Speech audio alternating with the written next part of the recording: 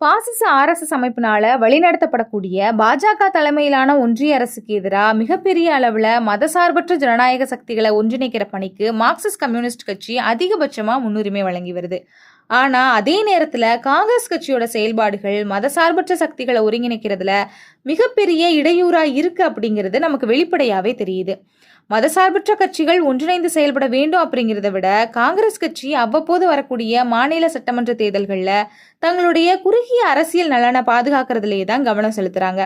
கடந்த ஆண்டு நடைபெற்ற பீகார் சட்டமன்ற தேர்தல் உட்பட பல்வேறு மாநில தேர்தல்களில் எதிர்க்கட்சிகளோட ஒற்றுமையவே காங்கிரஸ் கட்சி சீர்குலைச்சிச்சு அப்படிங்கிறத நம்மளால மறுக்கவே முடியாது.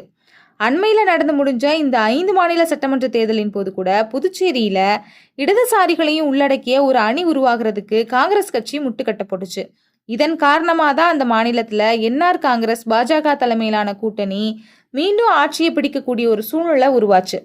இப்போ கேரளத்தை பொறுத்த வரைக்கும் பார்த்தா மார்க்சிஸ்ட் கம்யூனிஸ்ட் கட்சி தலைமையிலான இடது ஜனநாயக முன்னணிக்கும் காங்கிரஸ் தலைமையிலான ஐக்கிய ஜனநாயக முன்னணிக்கும் தான் மிகப்பெரிய போட்டி இருந்துச்சு.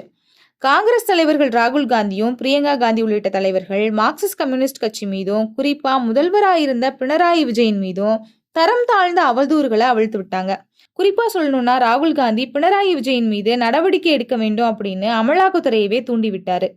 இப்ப இருக்கிற சூழ்நிலையில மதச்சார்பற்ற கட்சிகளுடைய ஒற்றுமை குறித்து ராகுல் காந்தி பேசும்போது கேரளத்துல செய்த அவதூறு குறித்தும் விளக்கம் அளிக்குமாறு காங்கிரஸ் கட்சி தலைவர் கார்கேவுக்கு சிபிஎம்னுடைய பொதுச் செயலாளர் எம்ஏ பேபி கடிதம் ஒன்று எழுதியிருக்காரு.